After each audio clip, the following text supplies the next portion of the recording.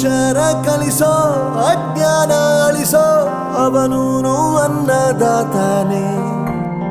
ತಪ್ಪು ಸರಿಯ ತಿದ್ದಿ ತಿಳಿ ಹೇಳಿ ಸಮಬುದ್ಧಿ ನಮ್ಮ ಚಿತ್ತ ಶುದ್ಧಿಯಾಗೋ ಹಾದಿ.